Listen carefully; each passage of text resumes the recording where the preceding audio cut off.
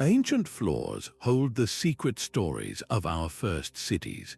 The mosaic pavements of Roman baths and the brick courtyards of Mesopotamia are not just beautiful art, they are a forgotten language of community and power. By the end of this journey, you will be able to read the hidden messages written in stone and clay beneath our feet.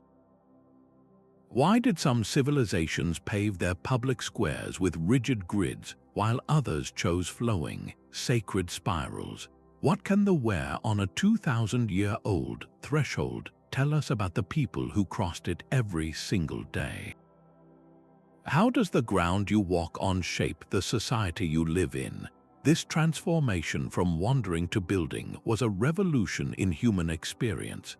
For the first time, people were creating shared ground, a physical common ground that belonged to everyone and no one at the same time. Think about the profound difference between a temporary campfire circle and a permanent town square. One is a fleeting gathering point, the other is a lasting testament to a collective identity. In those early centers, like the densely packed houses of Çatalhöyük where rooftops served as streets, or the sprawling majesty of Uruk with its towering temples, the very ground underfoot had to be reimagined.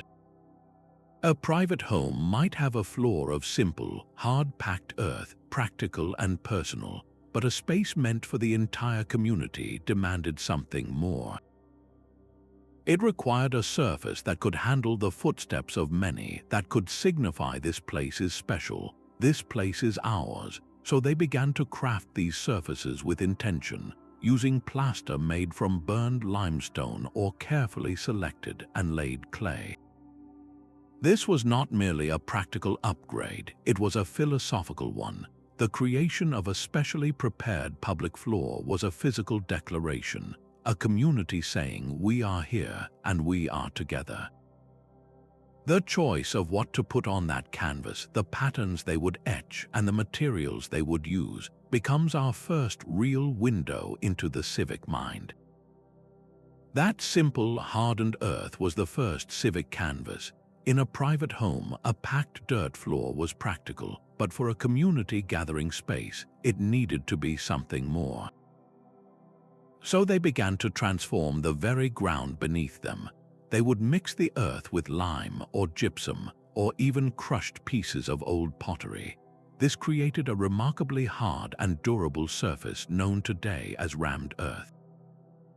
Think of it like ancient concrete, a technological leap that said this place is built to last. Nowhere is this more evident than in the meticulously planned city of Mohenjo-Daro in the Indus Valley. Here, in its great public bath and its vast granaries, we do not find simple dirt. We find floors made of carefully shaped bricks, each one set perfectly in place with clay mortar. This was a monumental undertaking. Choosing to fire clay into terracotta bricks represented a huge investment of labor and fuel, a conscious decision to invest in permanence and public hygiene. A clean, solid, well-drained floor in a shared space was a silent, physical agreement among neighbors. It was a testament to a collective value for order, for cleanliness, and for a shared standard of living. This refined earthen foundation, however, was just the beginning. The true language of civic identity was about to be written in stone. But that refined earthen foundation was merely the first word in a much longer sentence. The next chapter in this story is written in stone. To pave a city with stone was to make a declaration of permanence that echoed for generations. Consider the immense effort, the sheer human coordination required. It was not a single family's project, but a society's. Quarrying massive blocks, transporting them across miles, and shaping them with precision demanded an organized labor force, often directed by a central authority with a grand vision. We see this ambition made real in the ceremonial heart of ancient Egypt, at places like Karnak. Here, vast courtyards were paved with enormous slabs of sandstone and granite. Walking across that surface, you would not feel the individual, humble touch of a single craftsperson. You would feel the weight of an entire civilization. The size and near-perfect uniformity of those stones were not just practical, they were a projection of power and unshakable stability. The precision with which they were fitted together, leaving only the thinnest of seams, was a silent boast of complex coordination and engineering mastery. It communicated that this society could marshal its people and its resources to achieve the seemingly impossible, and this stone language even had its own social grammar.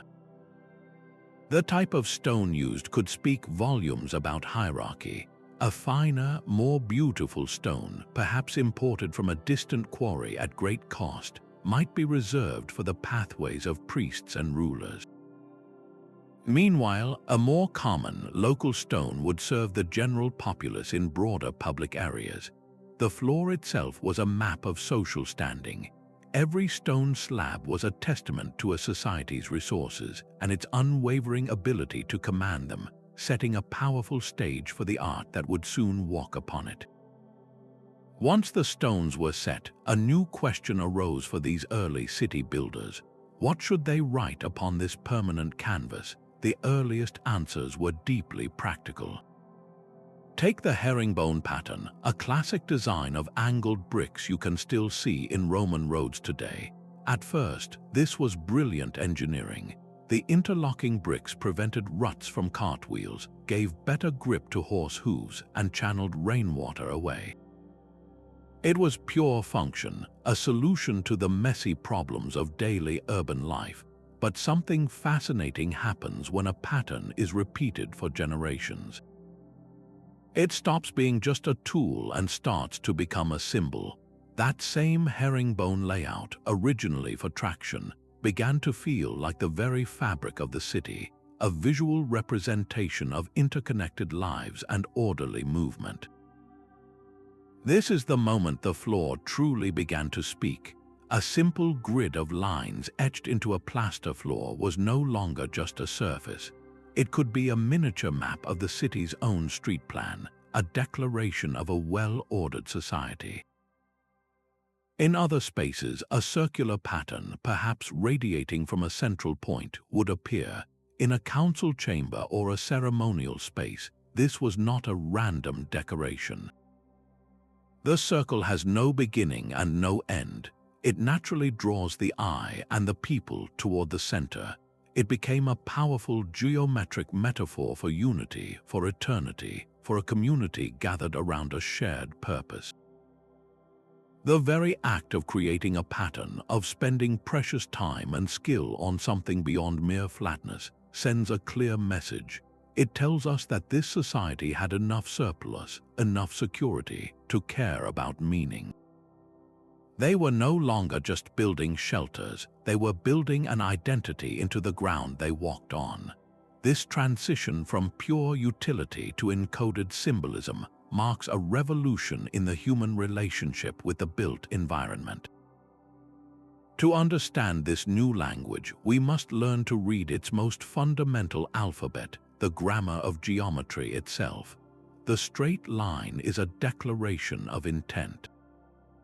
It is a human idea imposed upon a chaotic natural world, and nowhere is this more evident than in the floors of our earliest cities.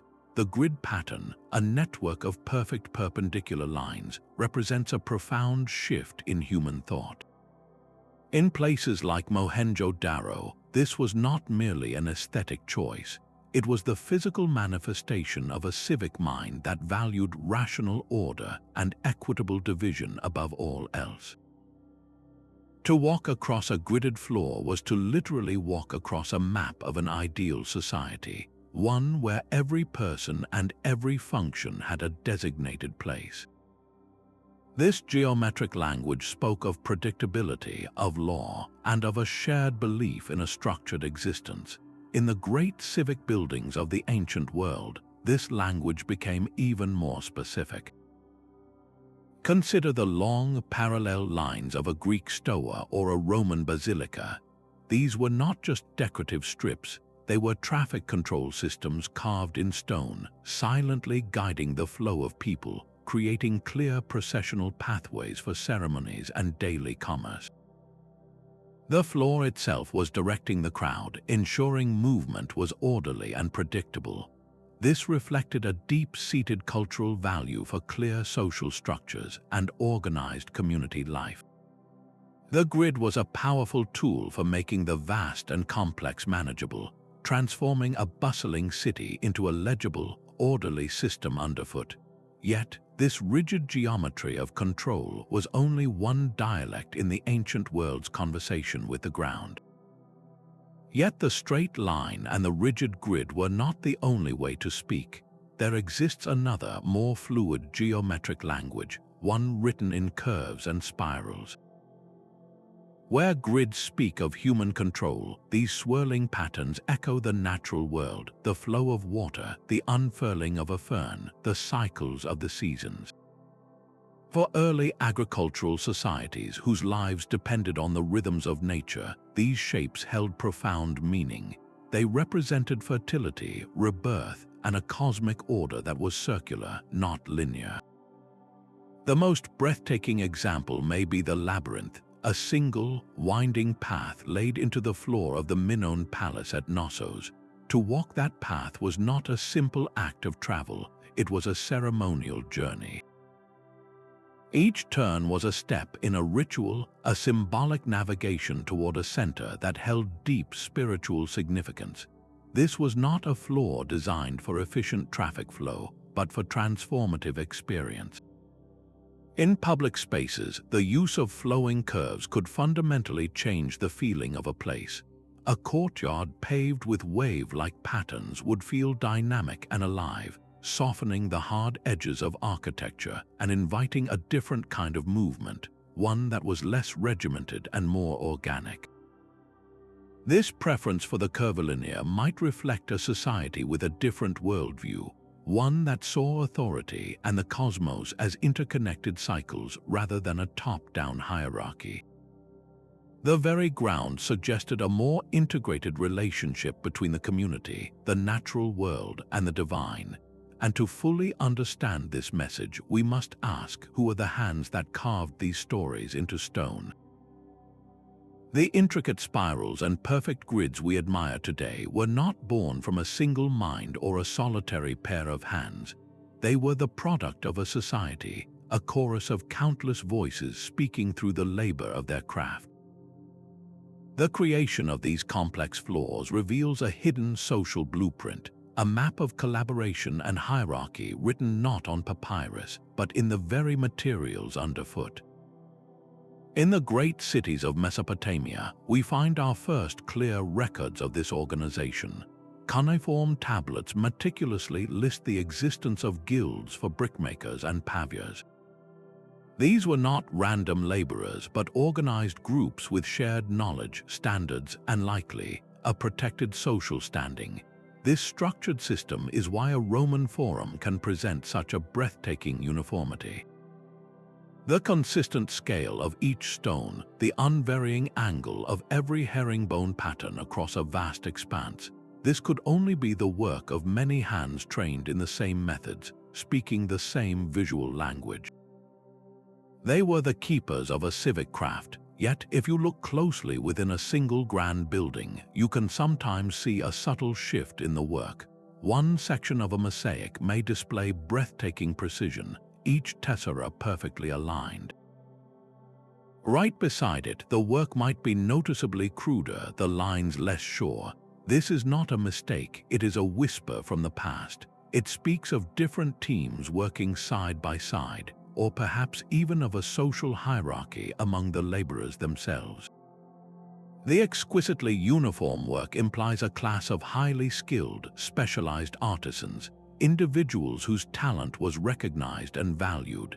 The rougher sections, however, might point to a different reality, one of conscripted workers or individuals with less training fulfilling their duty. Every square foot of pavement is a palimpsest of the people who built it, silently recording the economic and social agreements that allowed the city to rise from the ground. From this complex web of collaboration emerged the most stunning and enduring of all floor arts, the mosaic. Mosaics transformed the floor from a patterned surface into a breathtaking window. In the bustling public baths and marketplaces of the Roman world, these intricate pictures made from countless tiny stones were the era's public media. A citizen stepping out of the warm water might dry their feet on a sprawling mosaic depicting a triumphant naval battle. This was not mere decoration, it was a front-page headline in stone, celebrating a recent imperial victory and fostering a shared sense of civic pride and power. In a marketplace floor, a vibrant scene of a bountiful harvest was more than a pretty picture. It was a visual prayer for continued prosperity and a celebration of the agricultural foundation that fed the entire city. For a populace where many could not read, these narrative floors served a vital educational and ideological purpose. They told the stories of gods and heroes, of mythic founders and daily laborers, creating a common cultural vocabulary for everyone who walked across them. This shared visual language strengthened community bonds and subtly instructed citizens on the values, histories, and hierarchies their society held dear. The very themes chosen for these public displays offer us a direct line into the civic psyche.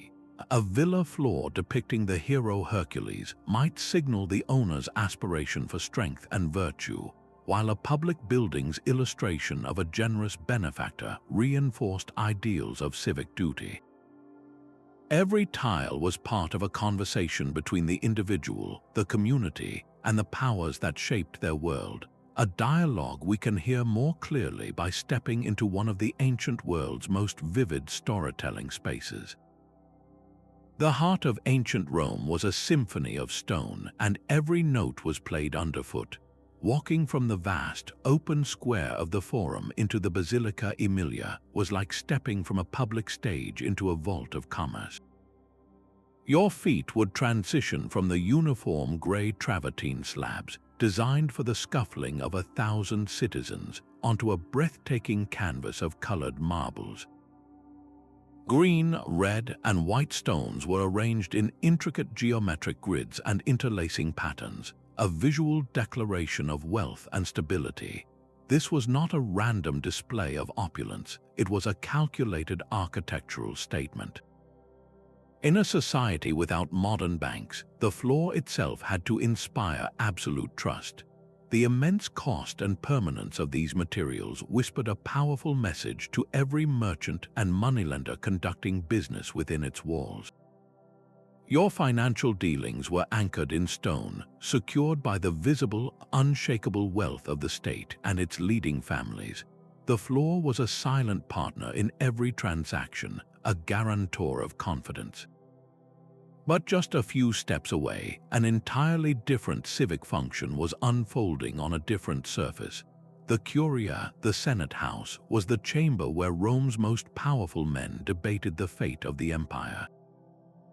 Its floor, likely of polished marble or fine mosaic, was deliberately distinct from the commercial buzz of the basilica.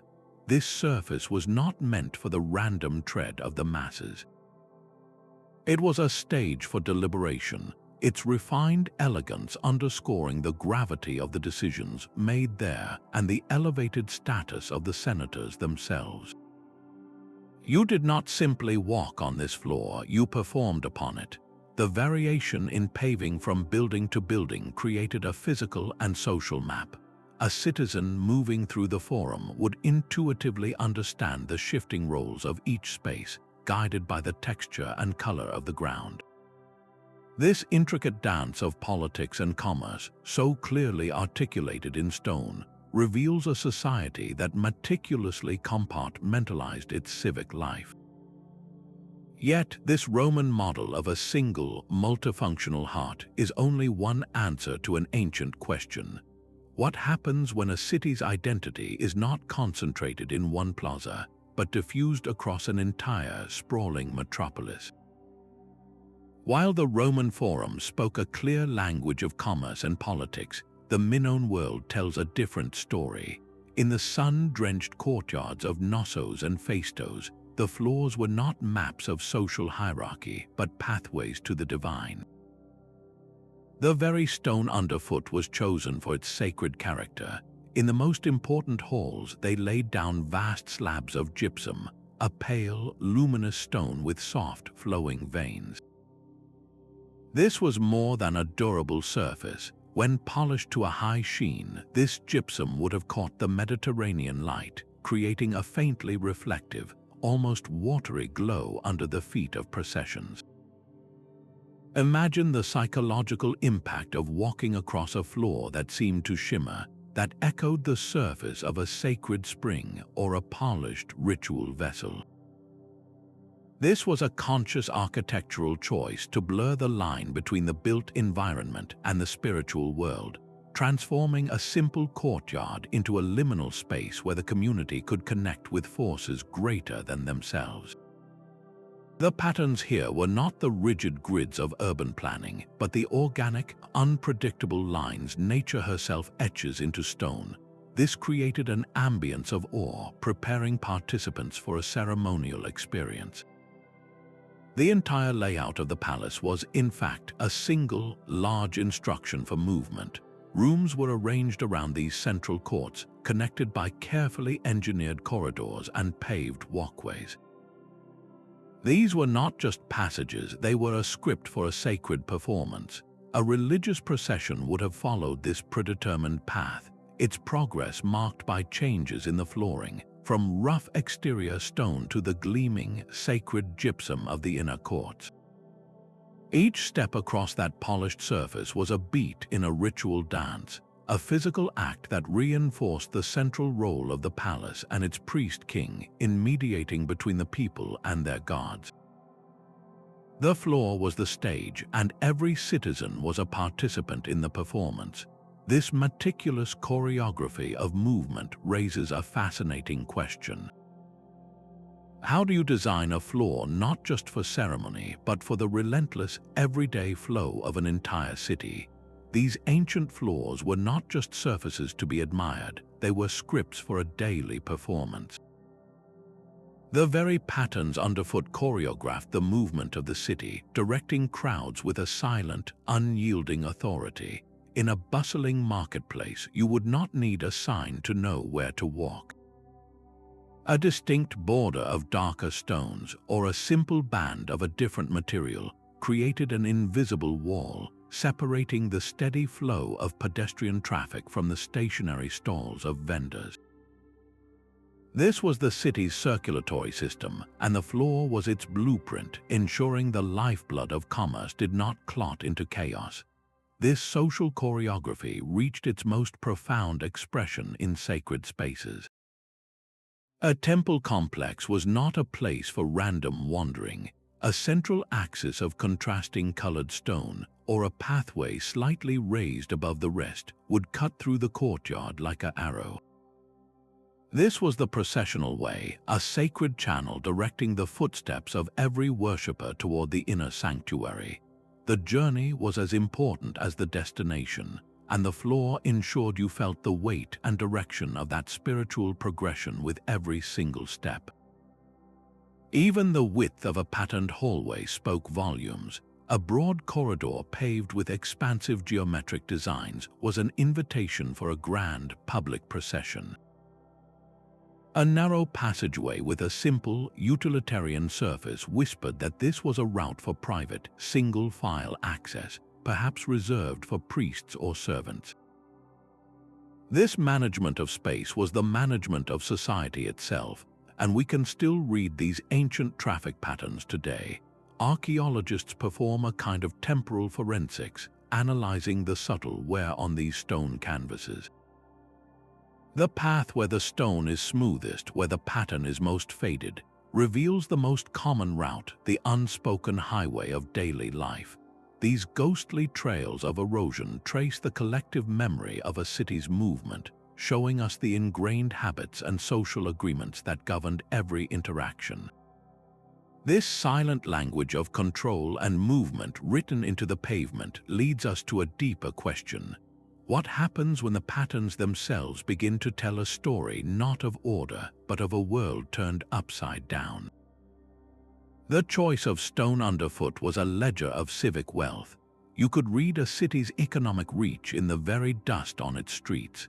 A public hall paved with a simple, durable limestone quarried just a few miles away tells a story of self-sufficiency and practical resource management.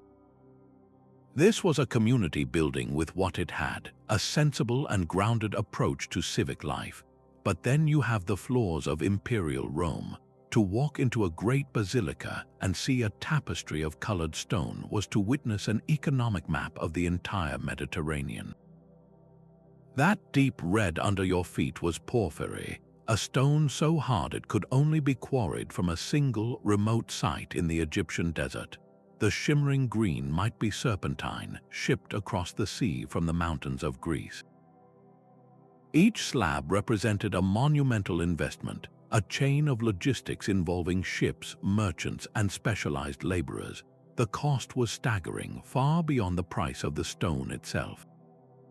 It was the cost of global connection. A city that could afford to pave its public squares with imported treasures was broadcasting its economic power to every visitor and resident. This was not subtle. It was a deliberate and opulent declaration that this city was a major player in the world's trade networks, a hub of commerce with the disposable wealth to transform its very ground into a gallery of distant lands. This splendor became a form of intense civic rivalry. Just as modern cities might compete with soaring skyscrapers or iconic museums, ancient urban centers engaged in an arms race of aesthetic one-upmanship.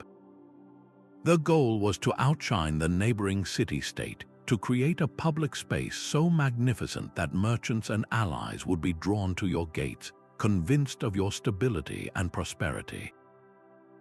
The floor was the ultimate proof of this economic vitality, a permanent and unignorable advertisement written in stone, and the symbols chosen for these expensive floors, from imperial eagles to gods of commerce, were carefully selected to reinforce this narrative of power and plenty, a final layer of meaning etched into a surface that was already speaking volumes. The patterns on these ancient floors were more than beautiful shapes, they were a vocabulary of belief. Once you learn the language, the stones begin to speak in complete sentences. In the hushed, candlelit spaces of a Byzantine church, your gaze might be drawn upward to the dome, but the true map of the cosmos was laid out beneath your feet. The floors were a breathtaking tapestry of intricate geometric mosaics. Interlocking circles, perfect squares, and complex stars were not random decorations. They were a deliberate representation of a divinely ordered universe, a celestial harmony made tangible. Every tessera was a testament to the belief that human chaos could be resolved into divine perfection, a constant, silent sermon for every worshipper who entered. This symbolic language was built from a shared cultural alphabet. The Greek key, that endlessly repeating meander pattern bordering so many floors, was a powerful geometric metaphor. With no beginning and no end, it visually articulated the concepts of eternity and the unbreakable unity of the faithful community. It was a loop of stone expressing a loop of time and spirit. This practice of embedding meaning into the pavement was universal. Within the towering ziggurats of Mesopotamia, the floors of a temple dedicated to a goddess of fertility might be inlaid with symbols of the date palm or the sacred bundle of reeds, claiming her specific protection and blessing over that hallowed ground. In the sun-baked courtyards of an Egyptian temple, a lotus blossom pattern was never just a floral motif. It was a deep symbol of creation, of the sun rising from the primordial waters, of daily rebirth. To walk across that pattern was to tread upon a story of cosmic origins, a story reinforced with every step toward the inner sanctum. This constant, subtle reinforcement was a form of ideological architecture as powerful as any wall. The very symbols underfoot instructed citizens on the core values and stories their society held most sacred, defining the purpose of a space as clearly as any modern sign. A courtroom floor might feature scales of justice, a bathhouse the image of a water deity. These were not passive decorations but active participants in civic life, silently shaping the thoughts and behaviors of the people who moved across them every single day. The floor of a Roman villa was a carefully calibrated social filter. As a visitor, your journey inward was marked by a gradual escalation in artistry underfoot. The public entrance hall, where clients and business associates would wait, might feature a simple, durable mosaic of black and white geometric shapes. It was elegant but efficient, designed to handle heavy traffic, but as you were ushered deeper into the private heart of the home, toward the rooms reserved for the family and their most honored guests, the floors transformed. The simple patterns would give way to breathtaking scenes of mythology, intricate portraits, and vibrant colors, each tessera a testament to the family's wealth and refined taste. Your proximity to the patriarch was measured by the complexity of the carpet of stone beneath your feet. This same principle of social sorting through surfaces operated in the city's great public baths. The steamy caldarium, the hot room used by everyone from the merchant to the laborer, needed a practical, anti-slip surface, often a rough mosaic of unassuming stone. It was a floor for function, but just steps away, in the palaestra where the elite would exercise and socialize, the floor could be a detailed masterpiece depicting victorious athletes or heroic games. The very act of walking from one room to the next was a lesson in social geography. Sometimes the division was not just a change in pattern, but a physical barrier. A single step up, a raised platform of a more precious marble, or a stark threshold of a different colored stone could mark the invisible line between the space for the general public and the area reserved for a privileged few. You did not need a guard to tell you that you could not cross. The architecture itself delivered the message. The ground was a constant, quiet reminder of one's place, making the city itself an instrument of social order. This careful demarcation of who belonged where extended far beyond individual buildings to define the very boundaries of the city itself. The city gate was the ultimate threshold, a membrane between two worlds. On one side lay the untamed wilderness, the domain of chaos and the unknown. On the other stood the city, a bastion of human order. The floor at this precise point of crossing was never an afterthought. It was the city's opening statement. In places like the Hittite capital of Hattusa, you would not step from a dirt track onto a simple path. You would cross a grand, deliberately patterned pavement laid within the massive gatehouse itself.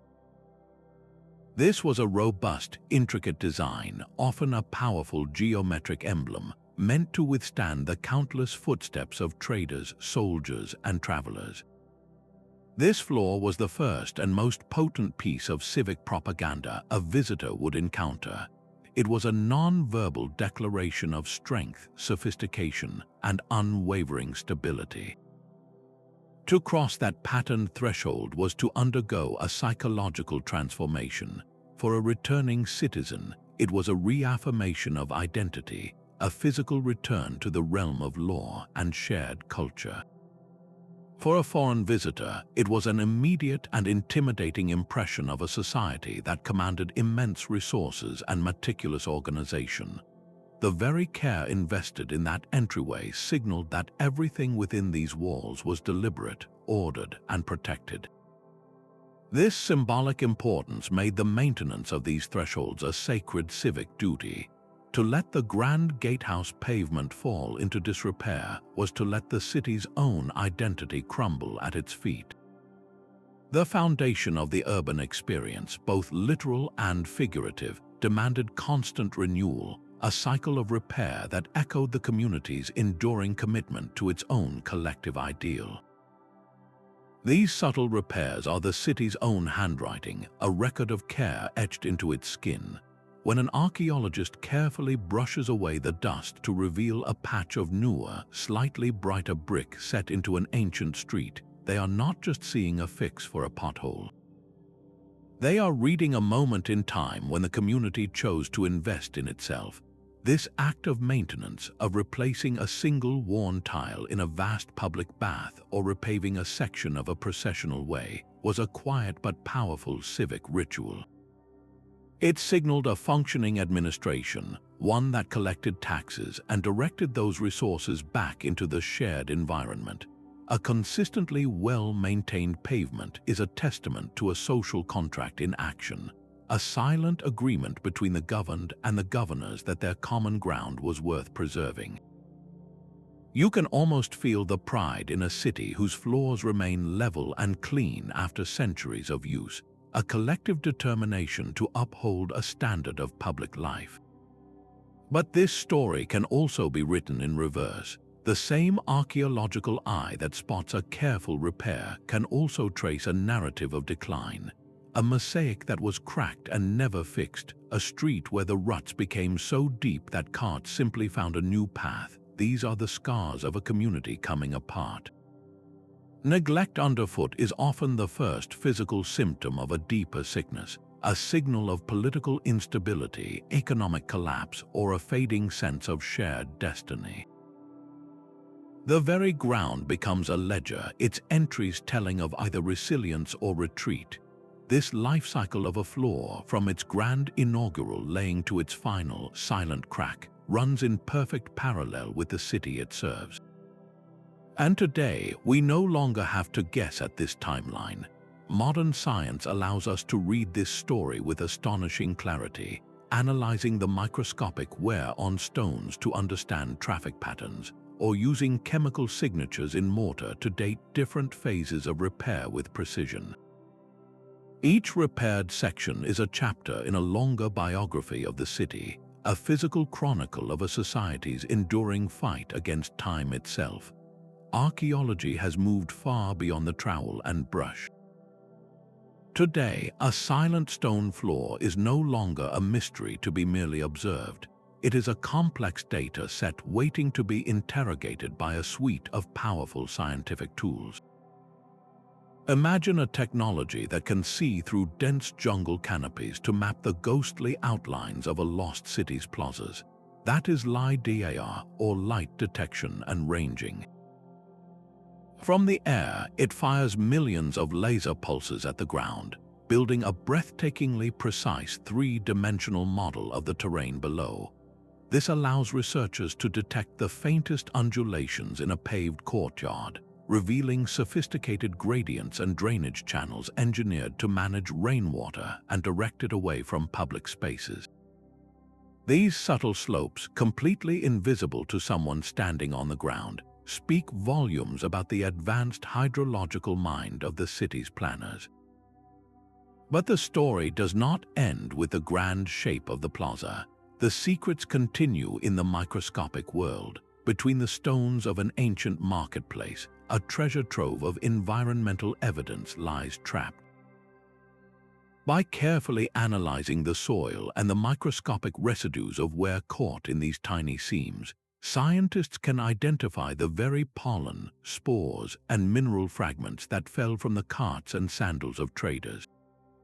They might find the chemical signature of olive oil from one region, or the distinctive pollen of grains from another. This transforms a simple stone floor into a living record of the goods that were bought and sold, mapping the economic heartbeat of the city with astonishing clarity. Then there is photogrammetry, a process of taking hundreds of overlapping photographs of a complex mosaic from every possible angle.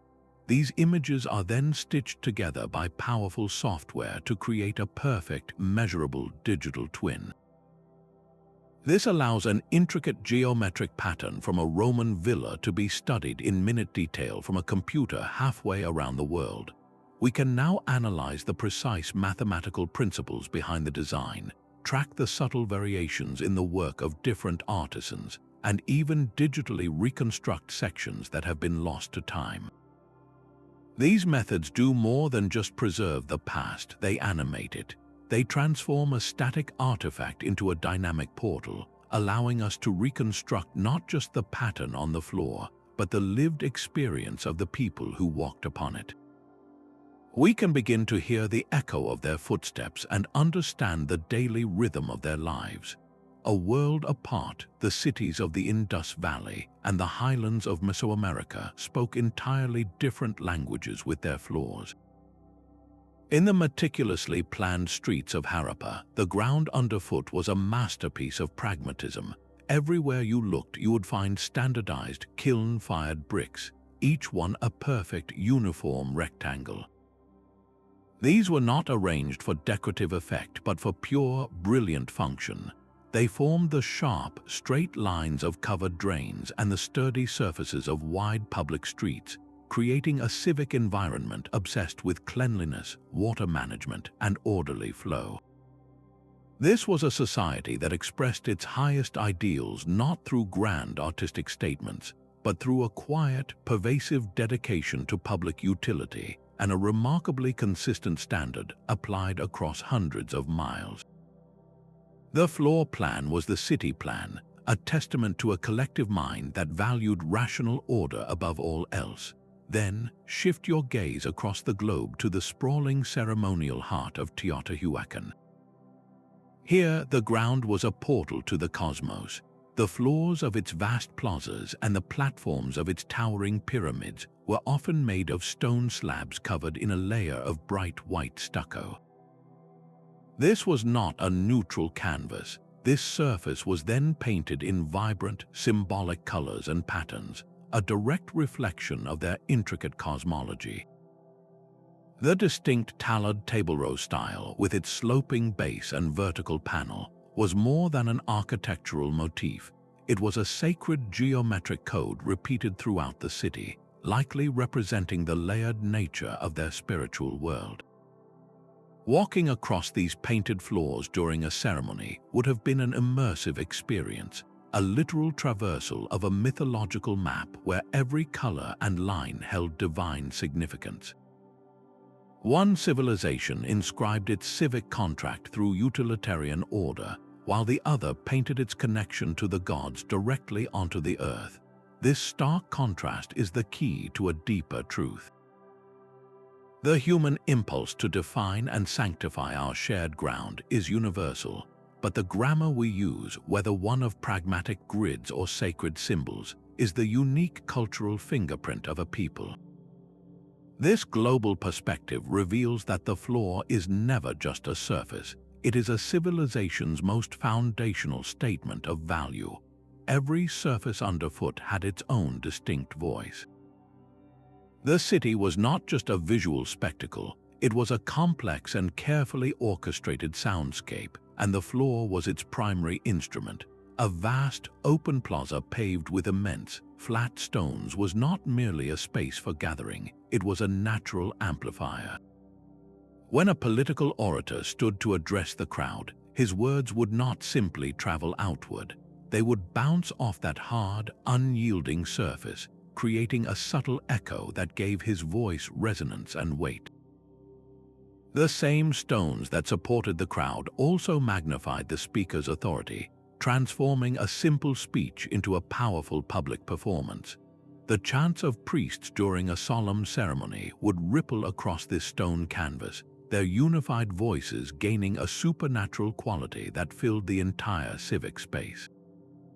The floor itself was an architectural partner in creating awe, but step from that echoing plaza into the covered hall of a Roman basilica, and the entire auditory world would shift. Here, the floor was a sprawling mosaic, a tapestry of countless tiny stones set in a bed of mortar. This textured, uneven surface acted as a natural sound dampener. The sharp echoes of the plaza were replaced by a softer, more focused acoustic environment. The arguments of lawyers, the negotiations of merchants, the rustle of important documents, all these sounds were clearer, more intimate, and less prone to chaotic reverberation. This was not an accident. The very material of the floor was subtly engineering the communication within, ensuring that complex legal and commercial discussions could be heard and understood without the distracting noise of the world outside. This conscious design extended to the most mundane spaces. The rhythmic clatter of a horse's hooves and the grating rumble of wooden cartwheels on cobblestone streets composed the relentless, energetic soundtrack of daily commerce. That specific sound was the audible signature of a thriving, connected city. Yet, just a few feet away, within the walls of a council chamber or a small temple, a floor of packed earth or polished plaster would create a zone of quiet intimacy. Footfalls here were hushed, conversations were necessarily softer, fostering an atmosphere of deliberation or reverence. The choice of pavement was a choice about what kind of conversations a space should host. From the booming declarations of power in the main square to the whispered negotiations in a back room, the floor actively shaped how people communicated, making the city not just a place to be seen, but a complex world to be heard. A city's floor was its first line of defense against the elements. In the monsoon-drenched river valleys of ancient China, a simple walk across town was an exercise in hydrological engineering. You would not trudge through mud but traverse raised brick pathways, their surfaces intentionally cambered to shed water into carefully carved gutters. Even the cobblestone streets were laid in specific patterns to accelerate runoff, turning a downpour into a managed flow that protected the foundations of homes and kept public markets open for business. This was not merely convenience, it was civic survival written in brick and stone.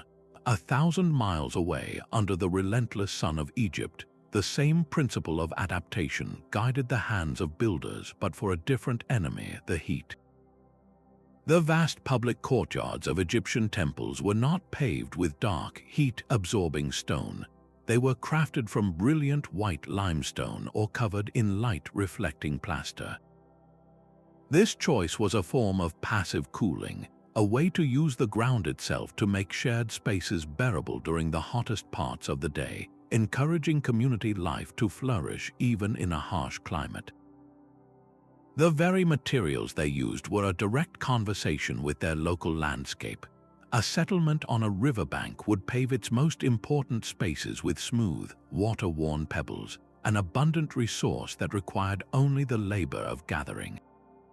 A city in the heart of a desert with no rivers to provide stones would turn to the earth beneath it, firing clay into durable terracotta bricks or quarrying limestone from nearby cliffs. Every decision, from the grand pattern to the local pebble, reveals a society carefully listening to its environment and responding with ingenious, practical solutions. The floor was this ongoing negotiation made permanent, a testament to a community's resilience and its deep understanding of the world it called home. The stones themselves became a battlefield of belief. In cities that stood for centuries, the ground beneath your feet could hold entire histories of faith, one stacked upon another. It is a common archaeological discovery to find a floor built directly on top of an earlier one, a physical layering of ideologies. A grand Christian basilica, for instance, might be constructed directly over the ruins of a Roman temple.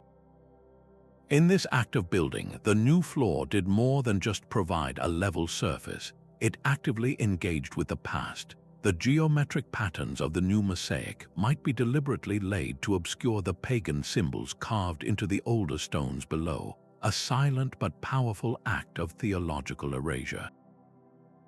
Yet the story is rarely one of simple destruction. In the great capital of Constantinople, the floors of its most important buildings reveal a more complex conversation. Here, the intricate geometric motifs of classical Roman art, the endless meanders and perfect interlocking circles, were not discarded. they were preserved and woven together with the new symbols of the Christian faith, creating a visual language that spoke of both imperial continuity and spiritual transformation.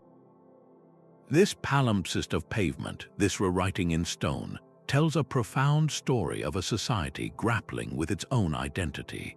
The public floor became the ultimate canvas for new rulers, a place where they could literally pave over the old order and inscribe their own narrative onto the very foundation of urban life. This process of ideological rewriting was not confined to the solemn quiet of a church, however. It played out with just as much force in the roaring, dust-filled spectacle of the public games. The sand of the Roman arena was a stage for life and loss. This surface, known as harina, was far more than a simple covering. It was a complex piece of civic engineering designed for a solemn public purpose. Its primary function was starkly practical, to provide traction for combatants and to manage the physical consequences of the spectacle. Yet this functional layer of sand was laid over a masterpiece of mechanical ingenuity. Beneath the Colosseum's floor lay a subterranean world of tunnels, cages, and giant wooden elevators. The floor itself was punctuated with a network of trapdoors and lifts, allowing for breathtaking theatrical surprises. A hunter might be pacing the sand one moment, and the next a lion could erupt from a hidden hatch directly behind him. The floor was an active participant in the drama, a dynamic canvas that could change in an instant to heighten the spectacle and reinforce a sense of imperial omnipotence. The entire day was a carefully orchestrated performance upon this sandy stage. The schedule of events, from the morning animal hunts to the midday executions and the afternoon gladiatorial combats, was a rigid script played out upon this single, multifunctional surface. Each segment of the performance carried its own social meaning, a narrative of power, justice, and martial virtue directed by the state. The emperor's elevated view from his podium was the culmination of this spatial design. His gaze looked down upon the entire orchestrated scene, a living metaphor for his absolute control over the forces of chaos and order within the empire. The arena floor was the ultimate expression of civic life as a public performance, where social hierarchies were reinforced through a shared and often difficult experience. This concept of the floor as a stage for social order, however, was not confined to the roaring crowds of the amphitheater. It found a quieter, more intimate echo within the walls of the private home. The disparity in urban life was literally built from the ground up. In the shadow of Rome's grand basilicas, two entirely different domestic worlds existed, separated by the very substance beneath their inhabitants' feet. The domus, the single-family townhouse of the wealthy, presented a carefully curated journey inward. A visitor would step from the noisy, public street across a decorated threshold and into the atrium.